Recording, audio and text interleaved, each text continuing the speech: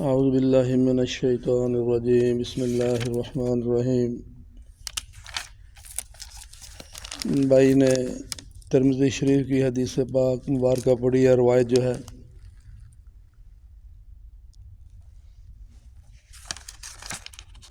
کہ حضرت عرباض بن ساریہ رضی اللہ تعالیٰ عنہ روایت کرتے ہیں کہ رسول اللہ صلی اللہ علیہ وآلہ وسلم نے ہمیں ایک دن صبح کی نماز کے بعد ایسے مؤثر انداز میں نصیحت فرمائی کہ آنکھوں سے آنسو جاری ہو گئے اور دلوں میں خوف پیدا ہو گیا۔ ایک شخص نے عرض کیا، یہ تو رخصت ہونے والے کی نصیحت معلوم ہوتی ہے، پھر آپ ہمیں کس چیز کی وصیت فرماتے ہیں؟ آپ صلی اللہ علیہ وسلم نے ارشاد فرمایا، میں تمہیں اللہ سے ڈرتے رہنے کی اور امیر کی بات سننے اور ماننے کی وصیت کرتا ہوں، اگرچہ وہ امیر حبشی غلام ہو۔ تم میں جو میرے بعد زندہ رہے گا بہت اختلاف دیکھے گا۔ تم دین میں نئی نئی باتیں پیدا کرنے سے بچو، کیونکہ ہر نئی بات گمراہی ہے۔ لہٰذا تم ایسا زمانہ پاؤ تو میری اور ہدایت یافتہ خلفائے راشدین کی سنت کو مضبوطی سے تھامے رکھنا۔ اب وہی یہ جو فرمایا، یہ ساری چیزیں ہمارے سامنے ہیں کہ نئی نئی باتیں یہ یوٹیوب پر، فیس بک پر پتہ نہیں کیا ہے کیا نہیں، بس وہ نقلی داڑھی لگا لیتا ہے، نقلی امامہ پہن لیتا ہے اور فرضی نام رکھ لیتا ہے، اور نئی نئی چیزیں جو ہیں وہ ہمارے سامنے آتی ہیں۔ تو فرمایا جب یہ وقت آ جائے تو میری اور میرے صحابہ، الصحابی کالنجوم، میرے صحابہ ستاروں کی مانند ہیں، جس کی اتباع کرو گے سیدھے جنت میں جاؤ گے۔ تو حقیقت بھی یہی ہے کہ بھائی جو سب سے بہترین دور ہے وہ نبی علیہ الصلوۃ والسلام کا ہے، اس کے بعد صحابہ کا ہے، پھر تابعین کا ہے۔ تابعین کس کو کہتے ہیں؟ جنہوں نے صحابہ کی زیارت کی ہے، اور تبا تابعین کا دور ہے، تبا تابعین جو تابعین کی زیارت کی ہے۔ یہ چار ادوار ایسے ہیں جن میں آپ کو دین خالص ملے گا۔ اس کے بعد پھر نئی سے نیا فتنہ، نیا سے نیا فتنہ۔ تو جس طرح صحابہ فرما رہے ہیں کہ ہماری آنکھوں سے آنسو جاری ہو گئے اور دلوں میں خوف پیدا ہو گیا، اور جیسے کوئی آدمی دنیا سے جانے والا ہو تو اپنی اولاد کو وصیت کرتا ہے، نصیحت کرتا ہے، ایسے ہی ہمیں یہ محسوس ہو رہا تھا۔ تو اللہ کے حبیب نے سب سے پہلی بات کیا فرمائی؟ اللہ سے ڈرتے رہنا، اللہ کا خوف دلوں میں۔ آج جتنی تباہی ہو رہی ہے وہ اسی لیے ہو رہی ہے کہ ہمارے دل میں اللہ کا خوف نہیں ہے۔ دنیا کی محبت نے ہمیں دیوانہ کر دیا، اندھیرا چھا گیا آگے۔ اور امیر کی بات، یعنی جماعت میں جو امیر ہوگا، چاہے وہ حبشی ہو چاہے وہ غلام ہو، اس کی اتباع کرنی ہوگی۔ لیکن اب وہ دور بھی ہمارے سامنے نہیں۔ ایک نقشہ ہے ہمارے سامنے، جب جماعت نکلتی ہے اللہ کے راستے میں تو ایک امیر مقرر کیا جاتا ہے، اور اس میں یہی ہدایات ہوتی ہیں کہ امیر جو ہے وہ مشورہ کرے گا، لیکن وہ مشورے کا پابند نہیں ہوگا، سب کی سنے گا، سب میں سے کسی ایک کی مان لے، کسی کے نہ مانے اپنی منا۔ تو امیر کی اطاعت جو ہے وہ ضروری ہے۔ پھر وہ کہ میرے بعد تم دیکھنا بہت سارے اختلافات ہوں گے، نئی نئی باتیں پیدا ہوں گی، جس پر میں نے ابھی بات کی ہے۔ تو ابھی ہماری میجارٹی جو ہے نا وہ ان ہی باتوں میں الجھ گئی ہے۔ دین بڑا آسان ہے، کوئی اس میں تنگی لا اکراہ فی الدین، بس سیدھی سی بات ہے، 5 وقت کی نماز پڑھو، مرد ہیں باجماعت پڑھیں، عورتیں گھر میں وقت پر پڑھیں، رزق حلال کماؤ، بڑوں کی عزت کرو، چھوٹوں پہ شفقت کرو، کسی کا حق نہ مارو، کسی کو گالی نہ دو، کسی کی غیبت نہ کرو، جو اپنے لیے پسند کرتے ہو وہی دوسرے کے لیے پسند کرو۔ یہ کون سے مشکل کام ہے؟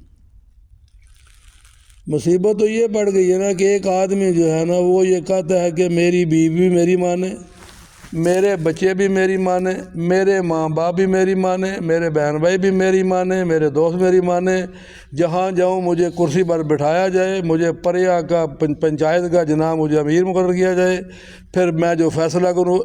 ایک جو ہے پوری دنیا کو منوانا چاہتا ہے، مگر وہ ایک اللہ کی نہیں ماننا چاہتا۔ جب وہ ایک اللہ کی مانے گا تو یہ سارے تقاضے اس کے ختم ہو جائیں گے، پھر وہ خدمت گزاروں میں آ جائے گا، خدمت کرانے والوں میں نہیں آئے گا۔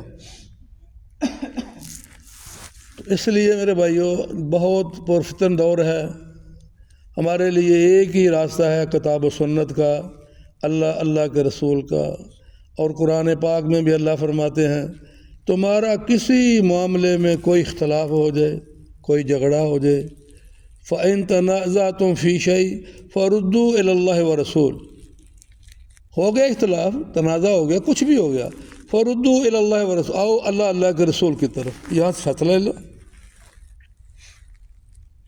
تو آج جو ہے نا ہمارا یہ حال ہے کہ یہ باتیں ہم کتابوں تک رکھنا چاہتے ہیں اور اپنی ذاتیات کا غلبہ چاہتے ہیں کہ جو بس میرے منہ سے نکل گیا یہی حرف آخر ہے، اس کے علاوہ اور کوئی کمپرومائز نہیں ہو سکتا۔ تو یہ ہماری تباہی کا ذریعہ ہے، اور ابھی تو بھائی آگے دیکھو کون کون سے فتنے آئیں گے۔ اللہ تعالی ہماری حفاظت فرمائے۔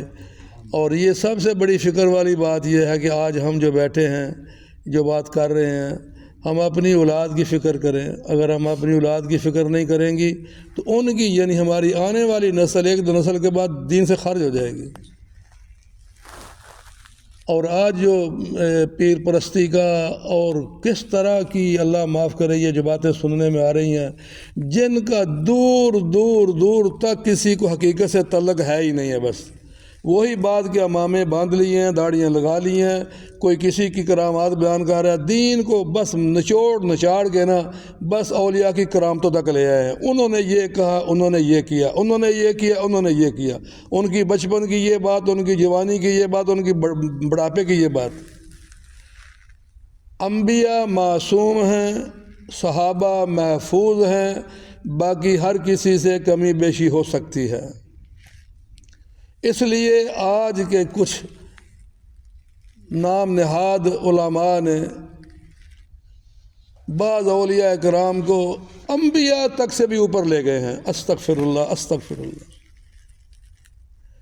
ارے اللہ کے بندو، جو تم باتیں کرتے ہو نا یہ منافی ہیں۔ اللہ نے سورہ آیت الکرسی میں یہ فرما دیا، من ذا الذی یشفع عنده الا باذنہ، کون ہے جو اللہ کی بارگاہ میں شفاعت کر سکے الا باذنہ، جب اللہ جس کو اجازت دیں گے۔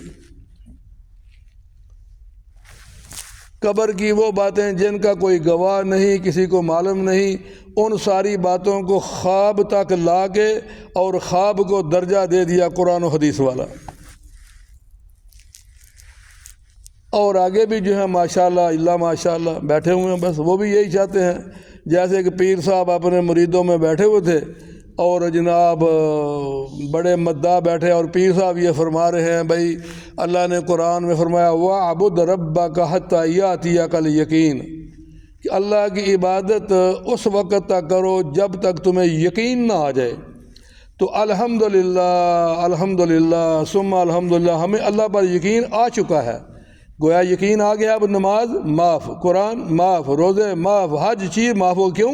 پیر صاحب کو یقین آ گیا ہے۔ اس جہل کو یہ پتہ نہیں کہ یہاں یقین سے مراد موت ہے۔ وَاعْبُدْ رَبَّكَ، اپنے رب کی بات کرو، حتیٰ یہاں تک یَأْتِیَکَ الیقین، کہ تمہاری موت کا دن آ جائے۔ اب مرید تو پہلے بیٹھے ہیں، پیر صاحب چھٹی دے دیں، اور پیر صاحب نے کہہ دیا ہوا ہے کہ جناب نال لے کے جاؤں گا جنت، تو ہم نے میں تھوڑا جانا جیڑا۔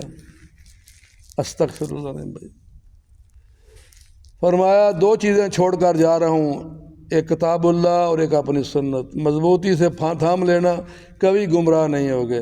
ہمیں ان کو چھوڑا ہے بس جناب، پھر اور کیا کیا کیا کیا ہماری زندگی آ رہی ہے۔ تو اللہ تعالی ہمیں دین کی سمجھ عطا فرمائے، عمل کی توفیق عطا فرمائے، اور آج جو ہم نے حدیث مبارکہ پڑھی ہے اس کے اللہ تعالی ہمیں پوری سمجھ عطا فرمائے، اور جو میرے آقا نامدار کا منشا مبارک ہے اس کے مطابق اللہ ہمیں عمل کی توفیق عطا فرمائے۔ اللہم لک الحمد کما ینبغی لجلال وجہک وعظیم سلطانک، اللہم صلی علی محمد وعلی آل محمد کما صلیت علی ابراہیم وعلی آل ابراہیم انک حمید مجید، اللہم بارک علی محمد وعلی آل محمد کما بارکت علی ابراہیم وعلی آل ابراہیم انک حمید مجید، اللہم انی اسألک من خیر ما سألک منہ نبیک وعبدک ورسولک وحبیبک سیدنا محمد صلی اللہ تعالی علیہ وآلہ وسلم، ونعوذ بک من شر ما استعاذ منہ نبیک وعبدک ورسولک وحبیبک سیدنا محمد صلی اللہ تعالی علیہ وآلہ وسلم، انت المستعان وعلیک البلاغ ولا حول ولا قوة الا باللہ العلی العظیم، وسلام علی المرسلین والحمد للہ رب العالمین، لا الہ الا اللہ محمد رسول اللہ۔ جزاک اللہ خیر۔